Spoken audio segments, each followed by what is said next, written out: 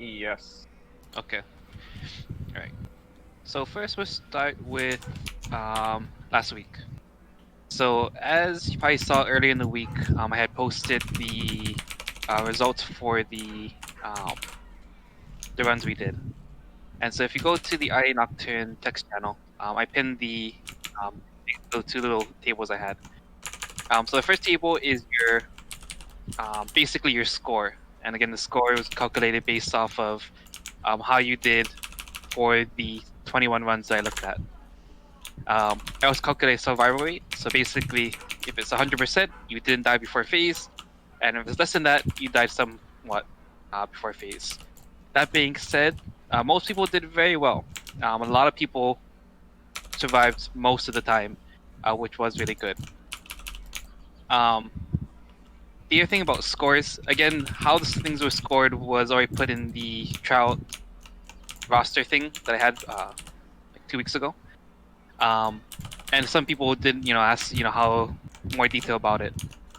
Keep in mind that depending on which mech position you put into, if any, if you put an AFK DPS role and so forth, is going to determine what your personal maximum was. Now, granted, I'm not going to put the maximum for each player because then you could figure out who's who just from that. Which is why, if you really want to know, I could tell you. However, I didn't put it inside there. So obviously, some players look like they did really good, but that's why compared to the other people in mech role positions. Likewise, that people, because you can notice if you look at the breakdown, there are some people who are in the teens and 20s, and some people who are in like the fives, and that's basically the cutoff between the people who are assigned to mech roles and people who are assigned to DPS. So that's roughly how it was broken down. So if you were DPS, didn't have mech roles, your chance to gain points is low, but you also have less chance to lose points. Because again, the way I have it graded is if you fail mech, you get punished more than if you do the mech correctly. So -2 points if you fail the mech, but you get +1 point if you did the mech successfully for that run. And again, if you did lots of DPS, didn't die, did lots of mechs correctly, you get a lot of points out of that. But if you were AFK DPS but didn't do a lot of deeps, you went on the board, you didn't do mechs, your score is going to be basically 0, right? Because that means you didn't went on the board to get points, but you didn't die to lose points, and so you start off at 0. So for players who weren't on mech, 0 is basically you did neutral. You didn't do good or bad. You're there. If you did really good as a DPS, so you could get in the high teens. But other than that, there's no other ways for you to get points. So the other thing is after that, the second table I had was the attempts. And now I did go through each one and figure out, at what percentage did we wipe at? Did we complete the red phase or blue phase? And also took notes of all people who died and so forth before we got the phase and how we died and so forth. And so I looked at 21 runs. Again, these 21 runs were the last half of the runs. So I didn't analyze the very first half. I did analyze the second half. So if you did really good in the first half but stuck in the second half, unfortunate. This is how it goes. I also didn't look at every single video run in the second half. I just looked at a lot. A lot, yeah. And I also looked at both Gina's perspective and Lucira's perspective. And so, yeah, so I looked at it from both different perspectives to make sure that I didn't miss anything and so forth. Now, the other thing, actually, here a second. So when I looked at our base rotation, and I don't want to share this because it still has all the names and stuff on it, but looking at our base rotation, overall people did fairly well, surprisingly. Very few of the runs did we have no one die when we got to phase. A lot of times on average we would have 1 or 2 deaths before phase. Obviously if we want to do this well, we need to have no deaths going into phase, obviously. But that being said, it's still pretty decent. In terms of which attack people died the most to,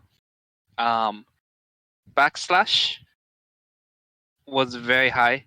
particularly if you're a range class. For whatever reason, the range people who were at backslash got hit a lot, and they almost died or did not or did die to that backslash. It basically took them down 20% or lower, and that was not good. So range classes, particularly the FMs and whatever, do make sure you have a dash or some kind of iframe ready for that backslash if you're not going to try and counter it with your one. Just say something for that, but you cannot get hit by backslash. That being said, the average getting hit by that was about 25% of the 21 runs. So basically, you were good for 3/4 of the time, but you still got hit by it 1/4 of the time. So make sure that you are making just find something in your kit to make sure you do not get hit by backslash. You could also stand super far away. That's also 100% fine. I don't care. But do not get hit by that backslash. It killed all of the range players because of that. Punishment. Punishment. A lot of people were able to deal with it, but a lot of people were getting hit by it anyway. And what's basically happened is, even if they dodged the punishment and didn't die to punishment, they still got debuff stacks, and that eventually led them to die to one of the other attacks. A lot of times, you got hit by punishment in the first phase, you were trying to survive, hanging on, and then backslash happened and you died. And that I saw a lot happen. The other thing that people get hit a lot by is Star Strike. A lot of melee got hit by Star Strike. Range were pretty good. Range didn't get hit by Star Strike very much. Melee got destroyed by Star Strike. So that being said, we do have it currently set where it's agent block, ice on your own forever until we hit the phase. Keep in mind when I say on your own, if you have agent block ready, use it. But I'm just saying it's not going to be shot called for that. So keep that in mind.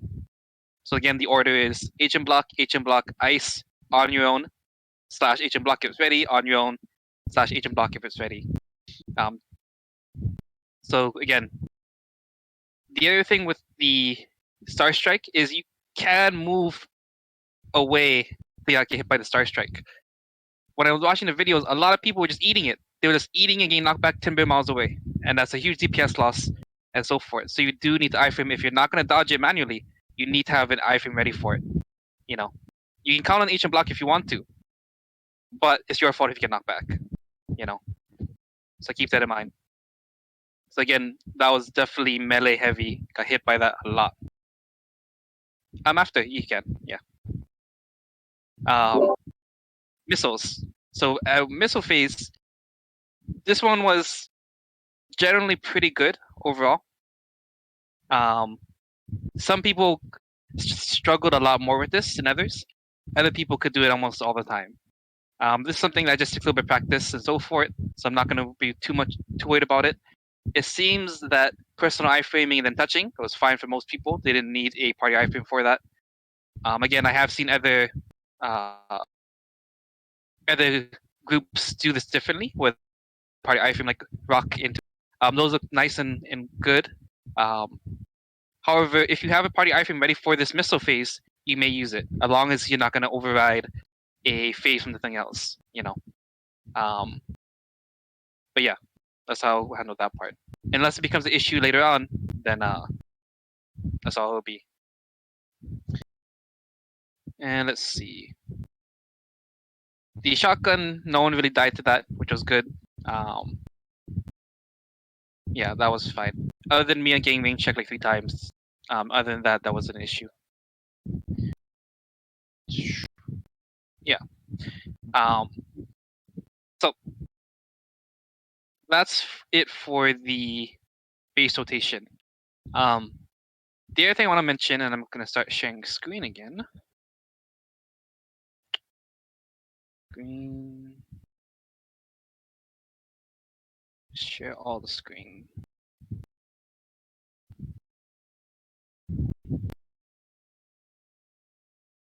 Can you see my screen? I have no idea. It's still blank for me. Oh, no, there it is.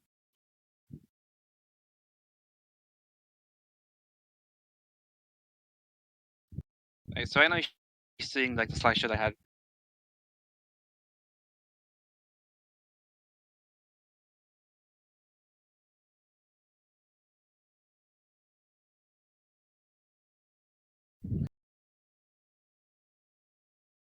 All right. So going to our base positions now. Most people did pretty good on this. However, that being said, there are some things we can optimize for positioning.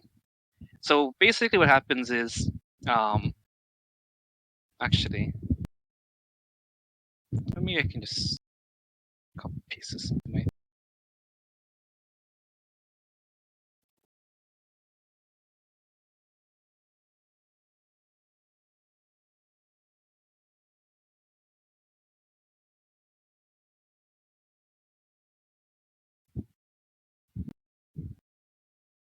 Come on, image load.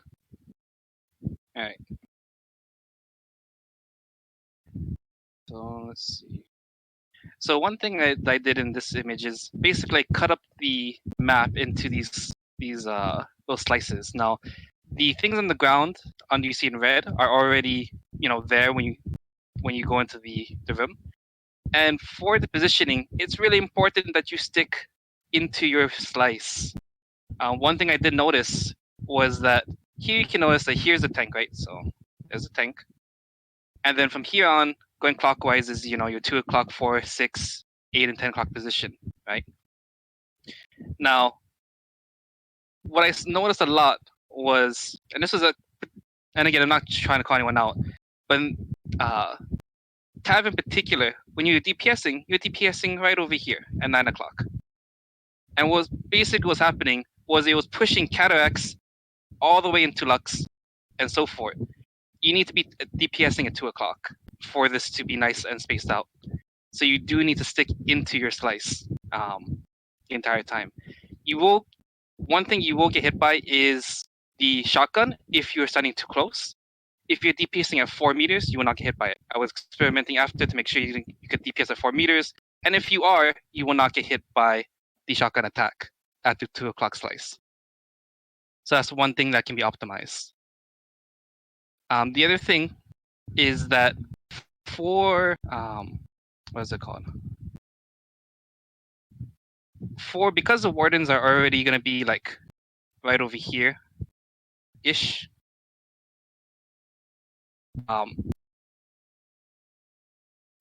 when the two BMs are attacking at the 10 o'clock and 2 o'clock position, aside from shotgun, go back to 4 meters, right? So shotgun, yes, go 4 meters. After that, you can squeeze in a little bit more to give the people right behind you a little bit more space. That being said, me and Casey are pretty good at just finding our sweet spot. However, for the phase rotation, spacing was an issue, and people were definitely, people had no idea where to go, for the most part. I've already done a lot of thinking on how to optimize that, which I'll be sharing. But that's an extra little detail for that part, because we do need to fit everyone into a little spacing here, and there isn't that much space. So we do need to make sure that you are in your slice. For Lux, who's usually at 6 o'clock, technically your slice is a little bit larger, right? You have this entire space here. But I will say get used to basically picking one of these two slices. And it's going to be important for the phase because you're going to be a lot more squished than before. So don't get too used to being right at 6 o'clock. For normal rotation phase, that's 100% good and where you should be. However, when we do get to phase rotation, you are going to be moving slightly to the left or right. So I just want you to keep that in the back of your head. And anyone who else is assigned to the 6 o'clock position, because that one's going to be a little bit more tricky when we do it phase. Other than that, I didn't see any issues with positioning. Other than the right side being squished, everything else was looking pretty good. Everyone else took their slices pretty well.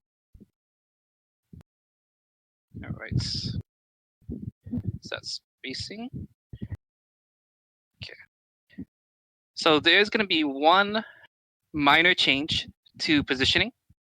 And all that's different is that Lucera and... Well, I take that back. People are going to be a little bit slightly different positions. So me and Casey are going to be swapped. So Casey, you're going to be in the 10 o'clock blue, so you're number 5. I'll be number 1 blue at 2 o'clock. Tav is going to be on the other side at number 6 red. Ray is going to be at red 2. So basically, we just mirrored. We just flopped our sides. Cadillac is still red 3. Lux is still red 4. Lucira, you're still in the 8 o'clock position, but you're going to be blue 4. And so you're going to be in the exact same position you were, but your color is going to be swapped. So all that means is you're going to just basically switch your positions when you get your buff, other than that. And why I made that switch will be more evident later on. Let's see. The other thing is that the range people are going to be switched around. So Spike, you're going to be at blue 2 at the bottom right corner at 4 o'clock. And Yu is going to be in the bottom left corner at 8 o'clock at red 5. And Pew, you're going to be at 6 o'clock at range at blue 3. Gina, you were DPSing at the top at 1 o'clock.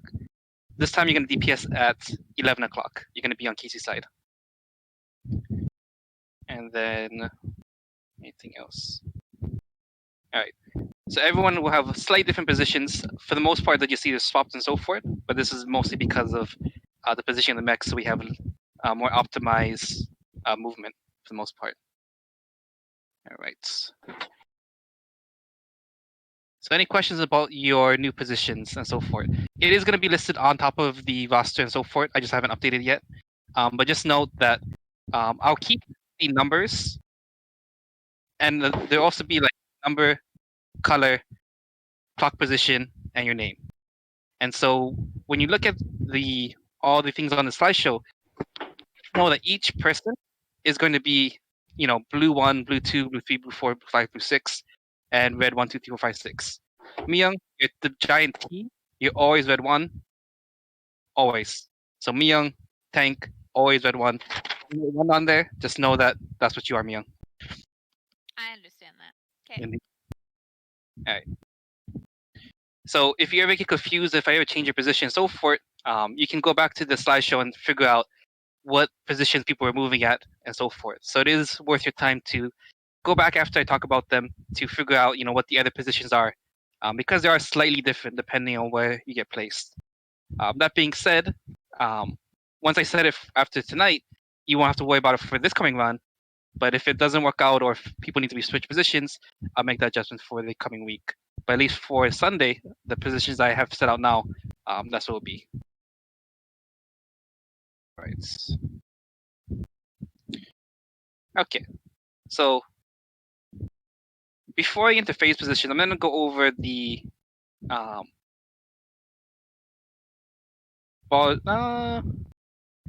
no, we'll do phase positions first. That's the one relevant to most people. I'll do ball driving after. So the way this is set up, basically, and again, if you want to see it bigger, you can, get the slideshow and make it bigger yourself. But when we go into red phase, right, at 90%, you're going to see here that there's going to be, everyone's going to have a different position. And so the green means your movement and where you're moving to. And then again, whatever color you happen to be, that's where your position is. So when you're looking at these things, keep note of which color and letter or number you are, so you know which your position is. So when I go through it, you know where you have to be or doing this. Because this will be very important so we don't keep running into each other. This was a huge problem when we were practicing on last week. Basically, people were just running wherever they felt like, and that screwed up a lot of things. And so everyone will have a position where they will be at phase. So because I made the swap, Lucira, you're no longer going to be baiting one of the gears. You're going to be DPSing at the 8 o'clock position at blue 4. However, what that does mean is Yuya, who's at red 5, is going to be baiting that bottom left gear there. Lux is still baiting the middle gear, and Kadak is still baiting the bottom right gear. The other thing is Pew, who's at 6 o'clock, blue 3, he's going to move clockwise to the left. The main thing here, Pew, is you need to make sure you book it out of there before those gears shoot out. If you are in the path and it hits you, you're going to stop the gear. You're going to get hit. You'll probably die to it, and the gears are going to be messed up. So to avoid that, you need to be moving while the gear placement people are spreading out. You are also moving with them to get out of the way so the gears don't shoot you in the face when that happens. No one else should be getting hit by that. The only one who might get hit is Lucera, but Lucera just move a little to the side so you don't get hit by the gears. Keep in mind that there is a knockback attack that happens right after that, so do make sure you have an iframe for that. I saw a lot of people getting hit by the knockback, getting thrown all over the place and bumping into people. So be very careful of that. Again, remember, Lucera, you're going to get knocked back if you get hit by it. Make sure you iframe because Pew is going to be right behind you. So if you get knocked back, you're going to go right into Pew, so be very careful of that. Everyone else, though, should be no issue other than that. So that's going to be the first gear placement. Once we go into phase, what's going to happen is blue 1, which is me, I'll be going to position to ball drive. Catax is going to be red 3, and he's going to go to his bubble. So you can see here. They have so yeah. So here's Catax at red 3. He's going to be moving to bubble. I'm going to be moving to position to drive it. When I say you're ball catcher, basically you're the person who's in the bubble. If you're a ball driver, you're directing where the bubble is going, just to make it more clear who's doing what.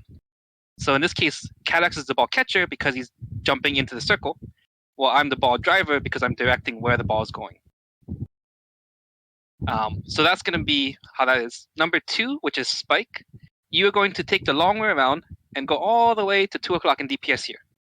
Basically, the whole reason this is you don't want to be anywhere near this missile here.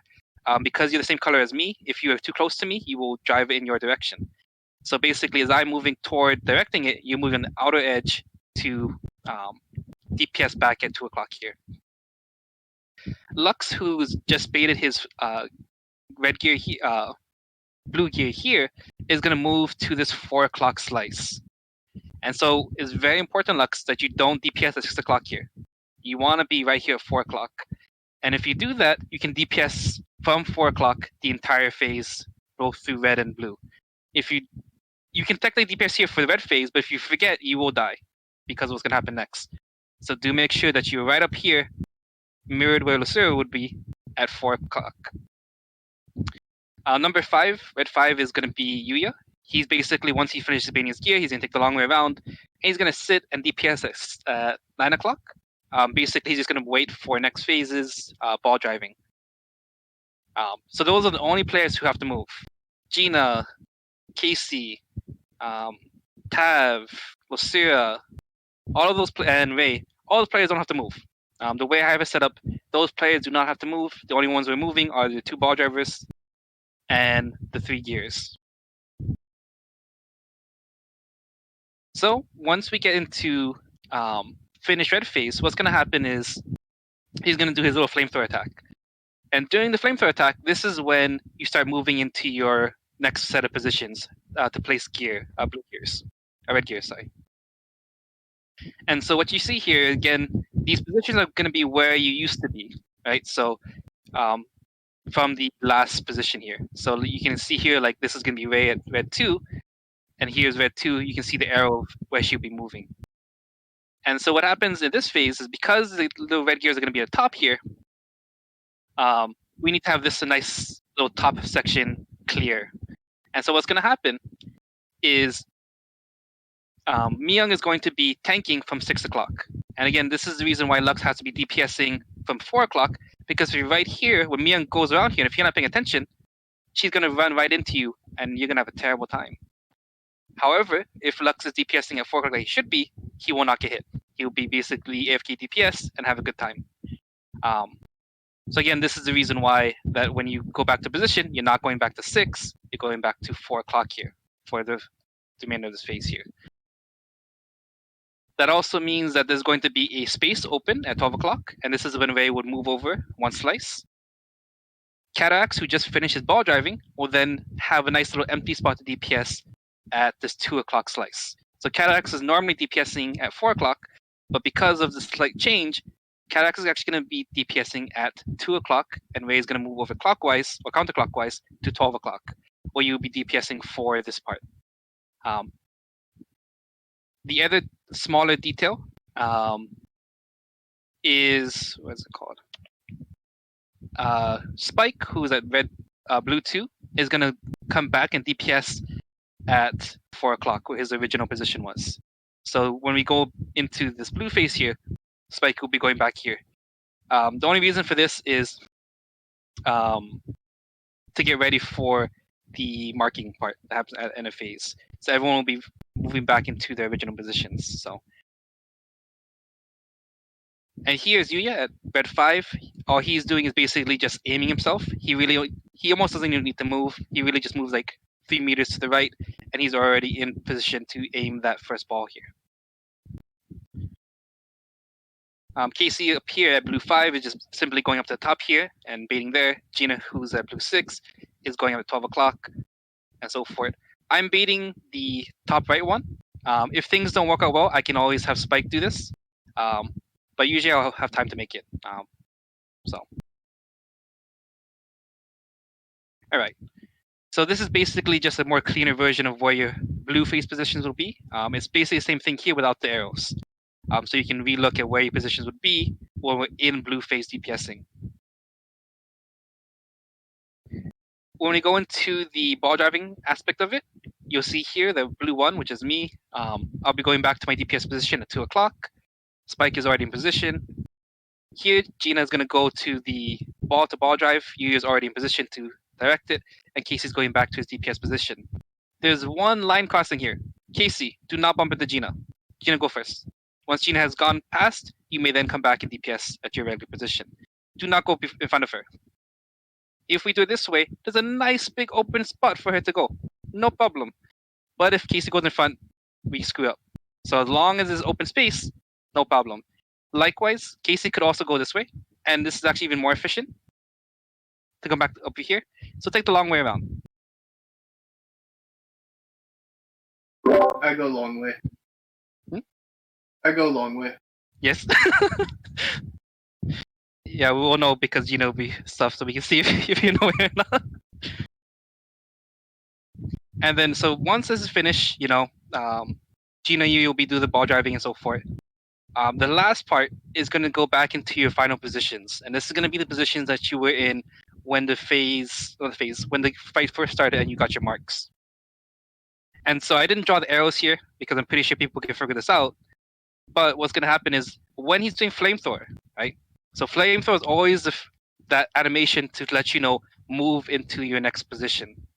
So whenever you see flamethrower, stop DPS and move into your position. It's a very long animation. It's 5-6 seconds.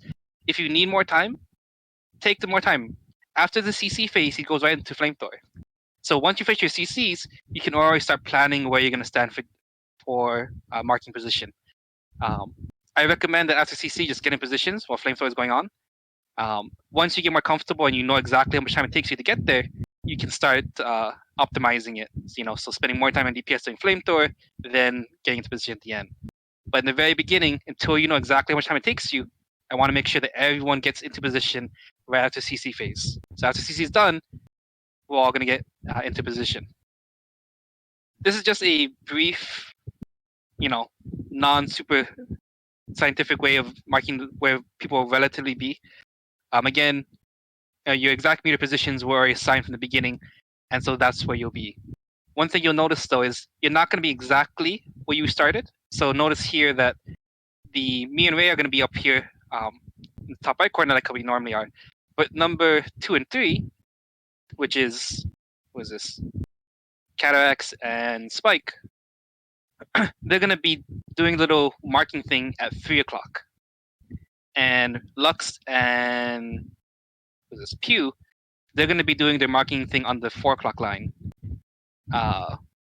Yuya and Lucira are going to do their marking at the 7 o'clock line. And then Tav, Gina, and Casey are just going to be doing it up at the corner here. The reason for this is because technically what will happen is right after the flamethrower ends, Myung is going to quickly queue back to the other side and be over here at the end of the phase. So we basically need this area safe because there's going to be a giant flamethrower here. So this will give Lux and Pew time to pre-position doing flamethrower without getting, while having to move the last second. So you should have more than enough time, because Myung is going to basically queue right after the flamethrower is finished. She's going to queue back here to finish the phase. And at this point, This is when the marks will get given out, and once marks are given out, then everyone will go back to their original DPS positions at the start of the fight. Again, if you're following your positions, you should be in a fairly easy position to get back to where you used to be, you know. So there shouldn't be much issues in that. Hopefully. Let's see. So this is going to be the variation. So of course, what you just saw here for all these images was if the missile was at the bottom right corner at 4 o'clock. So if the red one was going to be over here, this is how everyone's position would be like. That being said, if the missile is at the bottom left corner at the 8 o'clock position, the positions are 95% the same. There's only very few variations. And so basically me and CatX are doing the same thing. We just have to move obviously a little bit different. So instead of CatX moving up here, CatX job is easier. I move further, right? So that's the only swap. I have to move further. CatX moves shorter. This was an issue, but basically I'm not going to bump into you, CatX. So just be lying there, and I'll just walk around you. Spike is still going to take the long way around to get to this side and DPS here. And here's going to be the small difference. So Yuya usually was going to DPS at 9 o'clock here. But what's going to happen is Yuya's actually going to DPS in the 10 o'clock slice. And the reason for that is because the missile's right here. Who is this?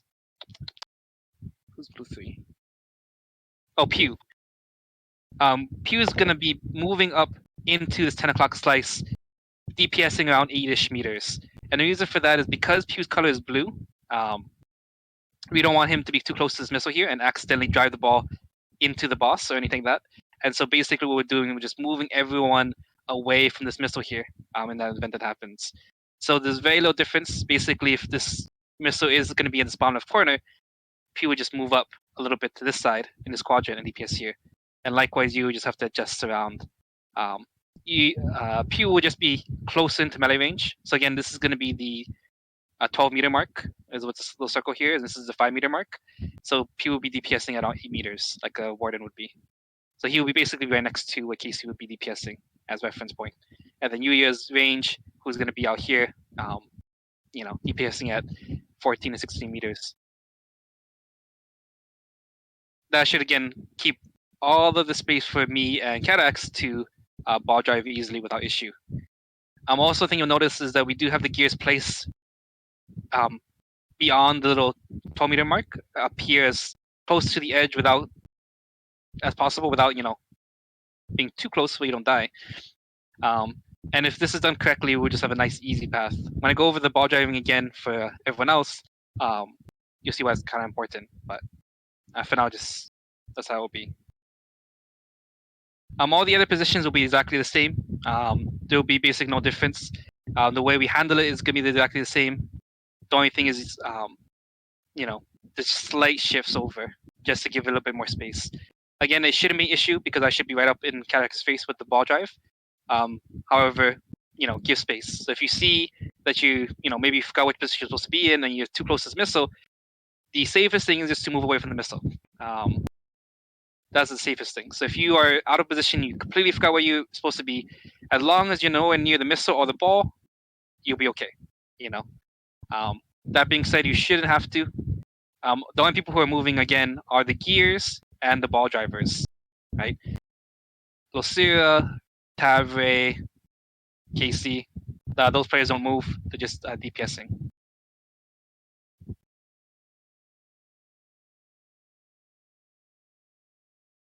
So that's going to be how we will handle through the 90% phase. Now, I'm not going to go too much into detail about this one, but basically how the 65-35% phase will work is once we get to this part, the only extra difficult part is going to be with the second blue pairing. So this is going to be Gina and Yuya. They will have a extended ball drive phase where they have to basically play around the ball for a little bit. But that's something that only they would have to figure out after. I will have that placed later on. I just didn't have time to get to that part because it was only those two players. But I believe. for me and Cadax in the red phase, our job is going to be exactly the same. We're going to do the exact same thing, exact same positions, no difference. So regardless of if it turns into this one or the other version of it, it's going to be exact same process that we would go into positions for. So in here, in this case, in this particular image, this missile was on the bottom left corner. So here you see that modified where Pew is moving up in this section. You're still going here.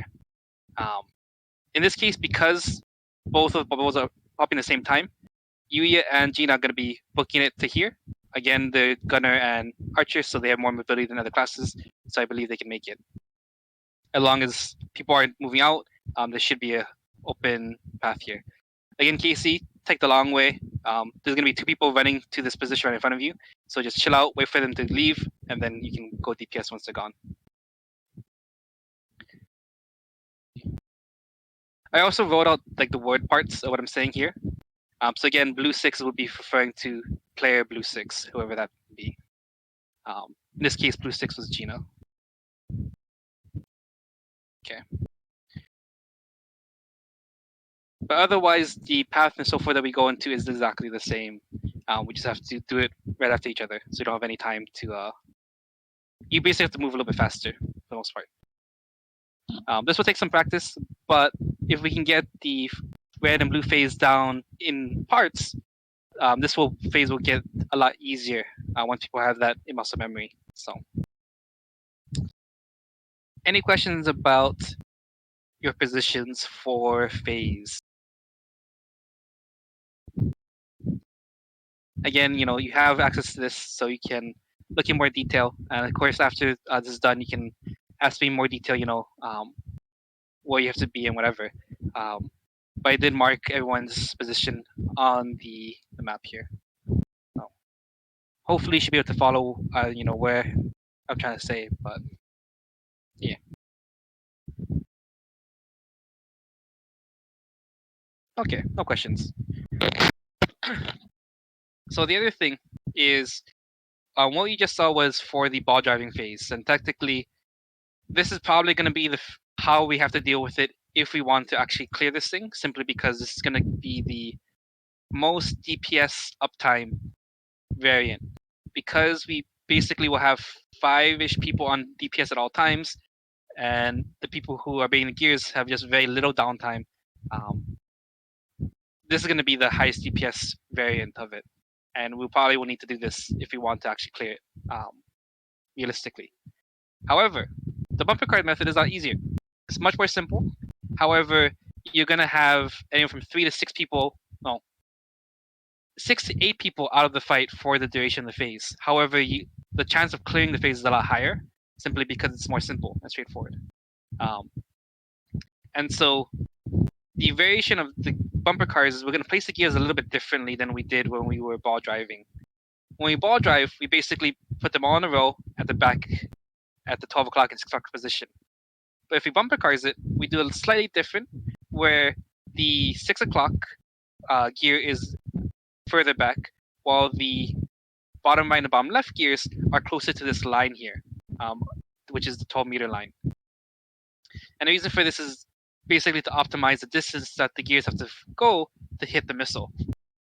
And so in this example picture here, you can see that this happened to be a bottom right missile, right?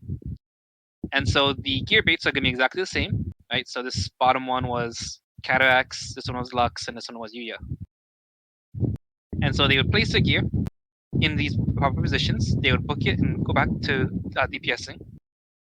In this case, blue 1, which would be me, I'll be trapping the ball and playing around with it in the corner. And what's going to happen is blue 2, blue 3, and blue 4 are going to come over and go to their assigned gear. So, give me a second. That thing.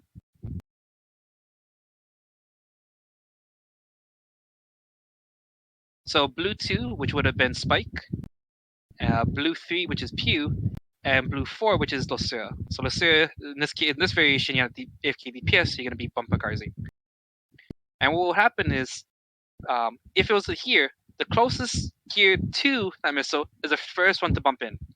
And if this is placed correctly, in 1 or 2 bumps, this should already hit the gear. And so I already put the letter or number on the direction you need to be to bump into the gear, or not gear, the missile. So this should be 1 bump. If it was placed correctly, this is 1 bump. The next one is this guy here. And so after this one goes in, the middle one is next. So this will probably take 2 bumps.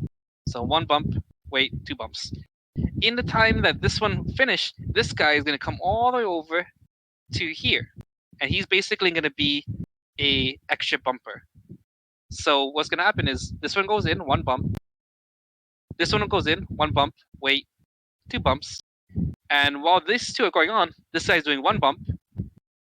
The next guy coming over, next bump. Next guy comes over, next bump.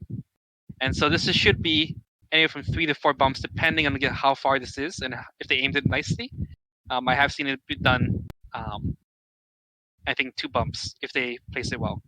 So again, it depends on just how close and how far they placed it. Remember, again, you don't know if it's going to be left or right when this phase starts, so you do need to make sure that they're equally spaced between either missile, because you don't know if you have to go to the right or if you have to bump to the left. If it's bumped to the left, you can imagine that this guy goes first, this one goes second, and this one goes third. Do note that when you bump into it, you do lose your buff, right? So if you lose your buff, you can't bump it. So you need to have the little glowy thing underneath your feet to make sure you can bump properly. Pretty sure this little blue thing here, right? So if you have this little puddle under your feet, you can bump. If you have the blue circle around it without the puddle, you can't bump. You don't actually have the bumping buff or whatever. So you do need to make sure that you have that buff active. It takes about roughly 6 seconds before it reactivates. The other thing, and why it's really, really important that this is coordinated, is that if you bump into your teammates here, you will also lose your buff. And you won't be able to push these things, which stalls more time. So it's very important that you do it very methodically, one at a time. So for example, this guy will not bump until this one went in. Because guess what? If this guy bumps the same time, this one's going to bump into this guy, kill him, and this one doesn't get through. You have 2 gears right on top of each other and you lose. So make sure that you are bumping in order that's set out. You will lose. I've seen many groups try and do this. They panic, they all try and bump at the same time, and they basically throw the gears into each other. Like if this guy goes and bumps in this guy is going to get eaten by a gear and die. Keep in mind, these gears still hurt you a lot. So do make sure that you are fully healed up and so forth before you want to bump into things.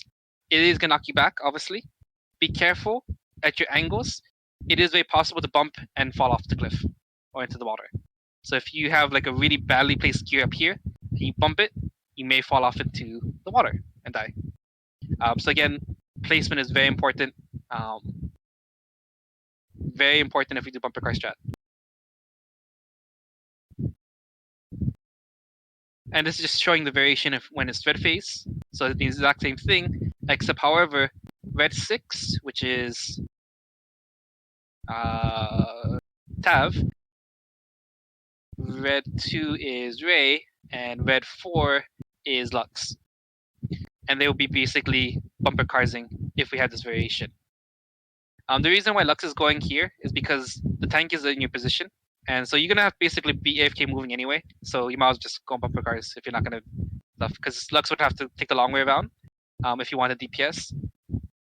But because we're not doing the shifting over that we did for a ball drive phase instead. So basically everyone is staying in position. And so Lux would have to go all the way around and get the bump here.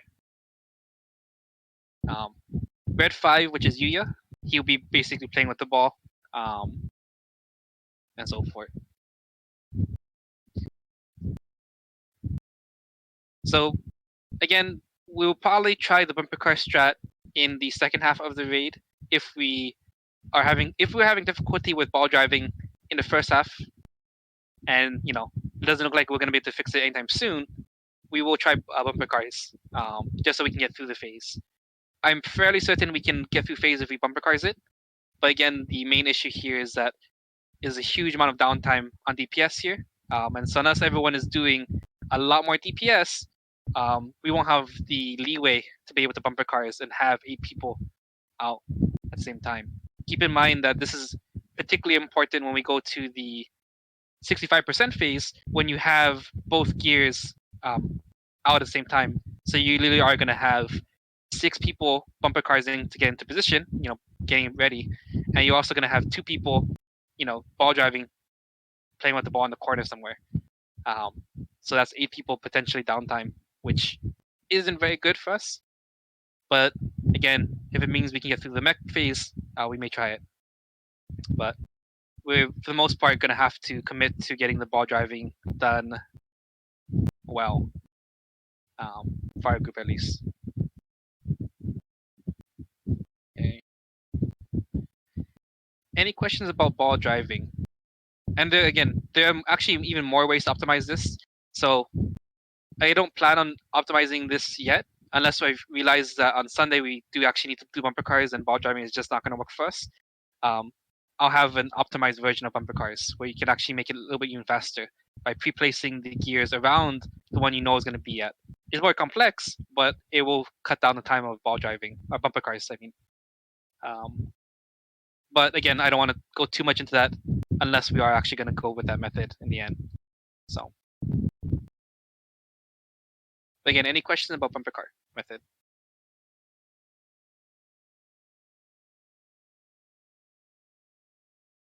Okay. So, next thing is going to be the ball driving part. So, for last week, me and Cax did a pretty decent job with the phase. However, Gina and Lucia definitely had issues. I think the biggest issue with having Lucia on it was that KFMs don't have any good out of melee range survivability. Because basically what happened is Lucia would get hit by a debuff stack, he'd be struggling to survive, and he would die because of dot damage or something. So he didn't have any way to sustain himself outside. So that's why I primarily switched it with Yuya, who has gunner and can do gunner things. Can still heat up from the boss if he needed to, from range and whatever. Also have hooks and bubble. So that should make that a little bit easier. That way Lucio can just uptime on DPS. So again, this ball driving thing is going to be important for everyone to learn. In the event, I know, in the event that one of the ball drivers are dead, maybe me, Carax, Gino, or Yuya is dead, we will need someone to take over. And again, this is really important to get through phase, because if we don't do it, we lose, right? Once we commit to ball driving, we can't, let's say, bumper cars it because of the time restraints, and it'll get really chaotic. You can technically still try and do it, but by the time you realize it's downhill, it's going to be really hard to cover. So, but if we get to 30% phase or something, and we just need someone to last minute cover, I want to make sure that everyone understands how it works, what they have to do, and so forth. So anyone who gets put into ball drive at the last second will at least attempt to know what has to be done. And so this is going to be a generic version of it. Again, you can just picture this formation rotated to wherever clock position it happens to be. But the position is going to be, for the most part, exactly the same.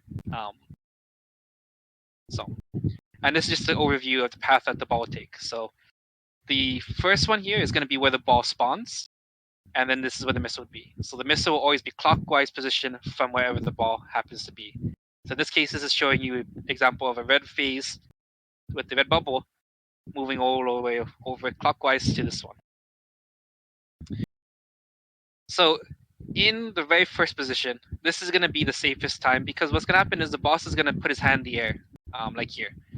So here you can see he puts his hand in the air, which basically a bubble comes out and drops onto here. And so this is everyone's time to kind of reposition. So all people who are moving gears are moving at this time. The person who's ball driving or ball catching is going to be running into position. And you have the second ways putting your hand in the air to do that. No attacks are coming out. And so the very first ball drive should be successful. Assuming, again, no one is in the people's way, people are following the positions, this should be done pretty quickly. The next thing is going to be position 2. And so in this case, position 2 is right here at either the 3, 6, 9, or 12 o'clock position. And it's going to be roughly at 11 meters. This is roughly how much distance the ball will travel. And so it ends up nicely that's going to be right roughly here on the line. Now, when this happens, both the ball driver and the ball catcher are going to be in range of the backslash. Remember that during phase, the boss rotation is different. He doesn't go swipe swipe. He goes into ball, shotgun, backslash, right? And so when I look at the videos, the timing of it is you will be in radius of backslash at the second ball position. So whoever is doing ball and so forth, you need to have a block or some kind of iframe ready for this position. Again, you can't rely on SS necessarily, depending. Maybe if you have super big brain, you SS into position, to block that. But you need to be roughly in position. So be very careful with like Yui and Gina. If you're using your movement iframes to iframe, remember that once it sets, wherever you happen to be is the direction the ball will go. So if you are doing this fancy stuff, you may accidentally have a terrible time by driving the ball in a direction you did not intend to. So I do recommend having it in a personal iframe in place, one where you don't have to use movement to iframe. You can block it. Gina has ghetto block, but try a personal iframe or something. But basically, this needs to be personal iframe here. Same thing for the person in the ball. Pretty sure Cadillac can spin in place, or have his bubble if he needs to. He didn't look like he was getting much issues with this, but that's just something to keep in mind. Position 3. Now this is going to be the one that's probably going to be the most difficult to deal with. And what's going to happen is at position 3, the ball is going to be basically right next to the missile. The ball can, depending on how close or far you went, I think it's possible for it to actually reach onto the missile. It depends on the angle. The rough distance of how far the ball jumps is basically from here to here. Like one pizza slice distance is how far this ball will move. And so if he aims it well, it's going to aim about here-ish. However, what that does mean is this third position is in range of the outer hit of punishment. Possibly. Wait, is Sophie there? Oh.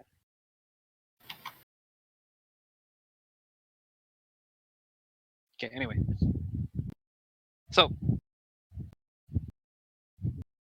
what was I saying? So we don't know if it's going to be in, out, right? However, if you are ball driving, you do need to have something for this. Even if you can't iframe both hits, if it's an out in out, do make sure that you have at least one iframe ready for preventing one of them, because 2 stacks without healing does hurt a lot. Remember, again, you can eat 2 punishment stacks when you're DPSing the boss because you can heal up, but we're out here not going to be to the boss for a very long time, and so you're going to be eating the full punishment stacks if you don't iframe yourself to avoid getting this. And if you saw in like the Korean video, the Destroyer doing this, he was eating those punishment stacks and dying, and he even died in while doing the mech because he got hit by this punishment here while not being able to go to the boss and heal up. So again, this is probably something that for Catarax would definitely want to save a bubble for. If he doesn't use for backslash, definitely save it for an outer, and so forth. So same thing for Yui and Gina. This one you want to make sure that you have something for his outer punishment, because you will probably die if you don't have something ready for it. So make sure you have all your iframes stocked up and ready for this. Now, that being said, one thing I really liked in some videos is that this is the perfect time to use an HM block. Because HM block will 100% be ready for this because there's no Star Strike in phase, what we can do is we can time HM block to block the very first hit of punishment. Now this takes even bigger brain, because what this means is you don't just use it at the same time every time. You have to react to see which one's first. So if it's an inner first, wait a second, then HM block. If it's outer first, HM block right away. Because what you want to do is you want to make sure that the outer people ball driving get the HM block. If you HM block the inner too early, these people might not actually get the refresh on it. So play with the timing. But the main thing is HM block is protecting the people when they get hit by an outer ring. If that goes through, this will make this ball driver's lives a lot easier, simply because they at least will be guaranteed one safe punishment. The second one may or may not last. I'm not sure. I haven't done enough testing to figure out if it's true or not. But for the most part, I at least know that the agent block will cover at least one punishment stack. So living with one punishment stack is a lot better than living with two punishment stacks. So that's what agent block will be used for. For this part here, you need to agent block when the outer hits, right? So I don't care about the inner. Everyone here can just, do what you gotta do. But the outer needs to be agent blocked to give your ball drivers a nice cushion and so forth. But ball drivers themselves need to make sure they have something, because in the event the agent block does not go out, you can't die to this, because obviously we needed to continue the mech and so forth. We have no summoners, we have no soul fighters, there's no res charms. If you're dead, you're out. And so no one can die, period. So it's very important that you don't miss your agent block, you don't miss your personals and so forth. So agent block is extra. Ball drivers just have something ready for this part. Because again, this is the part where I see a lot of people die to. Even if they don't die immediately to it, they die soon after getting into the next phase because they aren't able to heal up. So very important for the third bounce that this is covered. Also, and this is an extra detail for the ball drivers, you will see some videos where they actually, if they don't have agent block, one of the guys will actually bait it this way. This is actually a kind of nice way if you don't trust your agent blockers. And what will happen is the next ball driver will come out here instead. But what this means is this guy over here, the ball driver, at least will be out of range of the outer punishment. The guy who's ball catching, still eating the stack, unfortunately, but at least the ball driver would be safe. If it's agent block, though, they would be able to survive the inner ring because of the agent block. So they can actually keep beating it around the ring here. In this position, right? 1, 2, 3, 4. But if agent block sucks or don't trust, you can actually put position 4 out here to be out of the outer ring. So this is when he would get chop the ball out here instead of over here. But in groups that do have agent block that are really good, they can actually stay out here and not worry because the agent block will cover them for the outer punishment. So here you can see exactly, this is the outer ring punishment, and you can see the ball is right over here. I'm going to position, and it's going to be right in range where the people are going to be getting hit by this. So if agent block was here, they'll get 1 free pass. And then again, final position will be here. If everything goes right, and if assuming all of the ball drives were perfect, meaning they didn't miss the ball didn't go in some random corner, and so forth, by the fourth ball, the phase will end roughly at the CC phase start of flamethrower phase, right? You technically have time for 1 extra bounce. So if you miss the first bounce, you still have time during the ball flamethrower animation to finish the phase and complete it through. However, if it's done perfectly nice and clean, this phase will end by CC phase / start of flamethrower. Again, you don't want to be wasting time necessarily out there, so make sure that you hit each position every time, and you won't run into these issues. Keep in mind the Cat X is also the ice, so as long as he's free to move back to position, the ice timing should be okay. But if something happens with ball driving and it goes terrible, there can be issues. The other thing to note is that these gears have to be baited as far to the edge as possible. And I've actually seen some groups, especially at the 65% phase, actually go and actually push these things further back. And the players who would push them would be the same ones that we would have set for the bumper cars phase, which is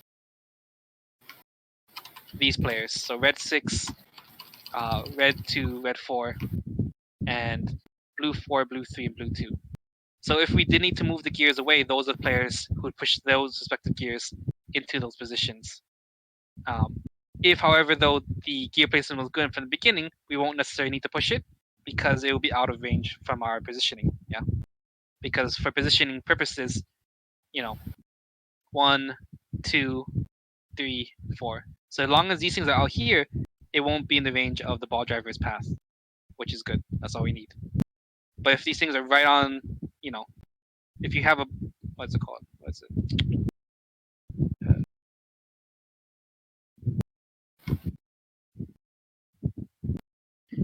But if you have this kind of orientation, here you can see there's a lot of issues.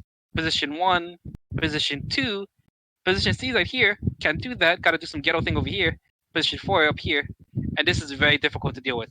because if any of the ball drivers get hit by these gears, we lose our buff thing and we can't do the bounce. And also this hurts. Bumping into the cars hurts. So if we get something like this instead of something like this, this might be enough to wipe us in the sense that it's going to be very hard to navigate this when the gears are literally in the way. Like we have to do some weird ghetto drive around, and it puts us into more range of getting hit by inner and outer punishment. Because the time the ball gets to roughly about here-ish, this is about third punishment or the third attack into punishment, and that's when he might do inner outer inner, and that's obviously bad for us.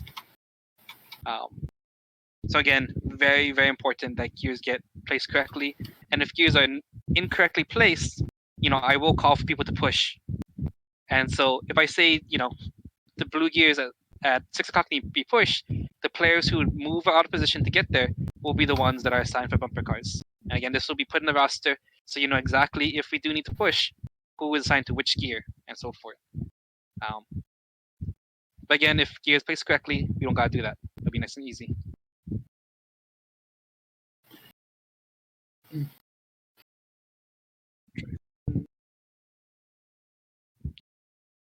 So at the end of ball drive 4, again, it's going to be roughly time when he uses the flamethrower and whatever. In this time, going back to our phase positions.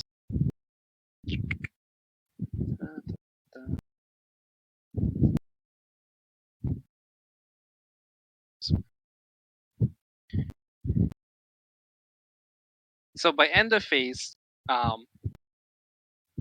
one thing that might happen, and this is going to be particularly true for Yuya and Gina, because Yuya and Gina are going to be the ones at the end of phase, they're going to be the two players who have the highest chance of being out of position when the buff assignments start.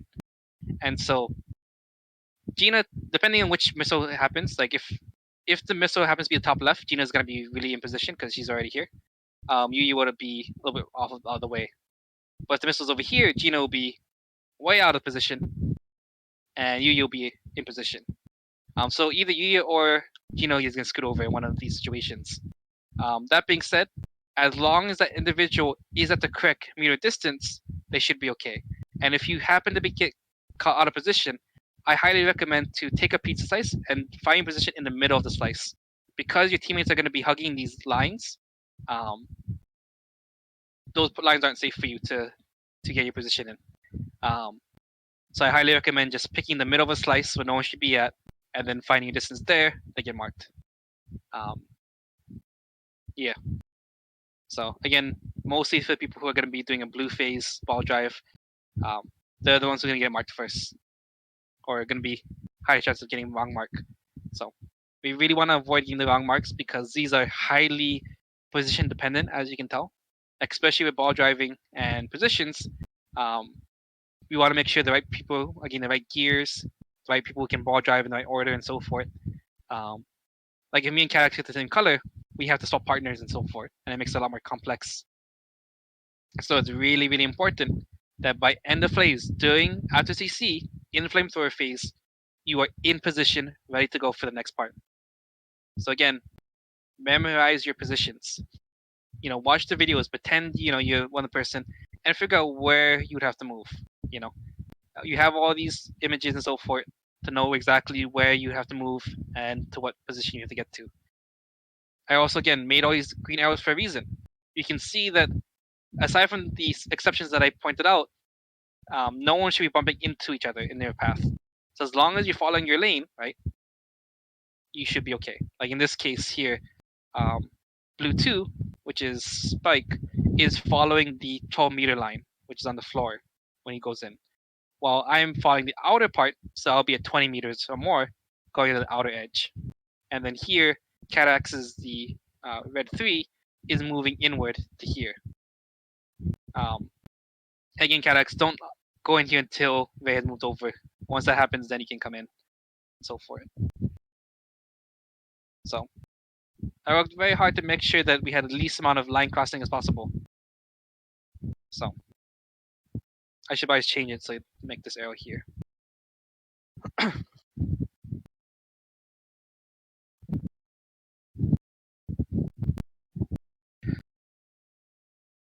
So any questions about that? About phase positions, about bumper cars, or anything like that?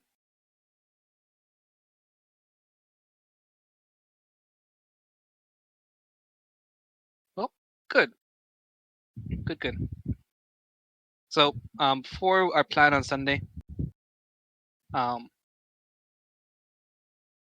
the first half is going to be primarily dedicated to practicing the ball driving phase positions that I've listed in this slideshow.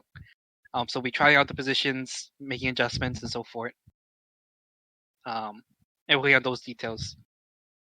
In the second half, depending on how the first half went, like if the first half went really well, we got past that phase, we'll keep with that phase and then we'll practice 65% phase onward.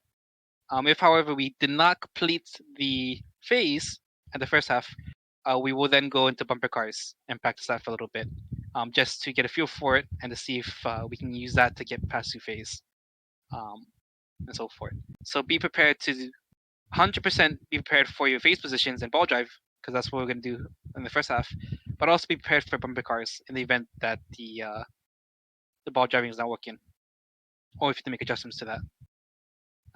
So again, you need to memorize both of your positions and so forth.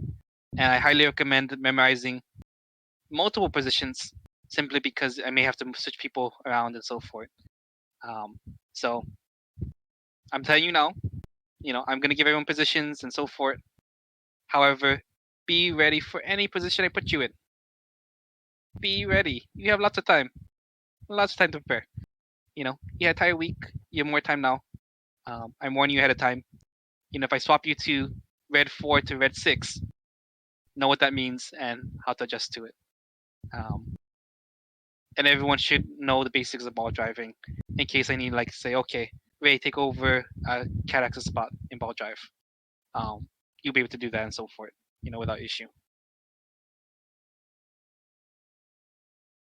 Yeah, so that's our plan for tomorrow. Any questions about that?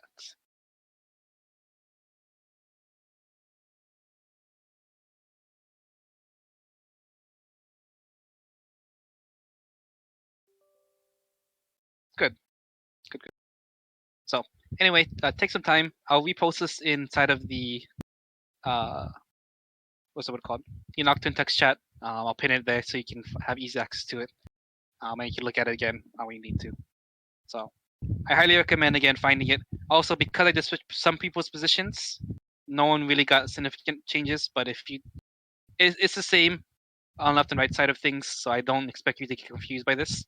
But in the event you do, just prepare for that. Since I did swap Tav and JC and Ray, those swap sides, I did swap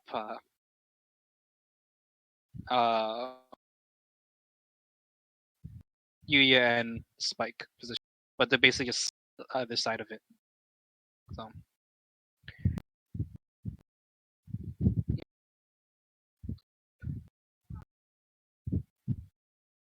I also need to update this thing, so I'll change the color to this. But this is going to be the one that we're going to use for positions, with this one swapped here. Okay, well, that's the end of the meeting. If you have feedback and so forth, obviously, sit here until raid time anyway, so feel free to discuss about ways to optimize it, or feedback, or anything you think can make it better than what we have. Yeah. So if anyone wants to talk or share or whatever, you can do so now.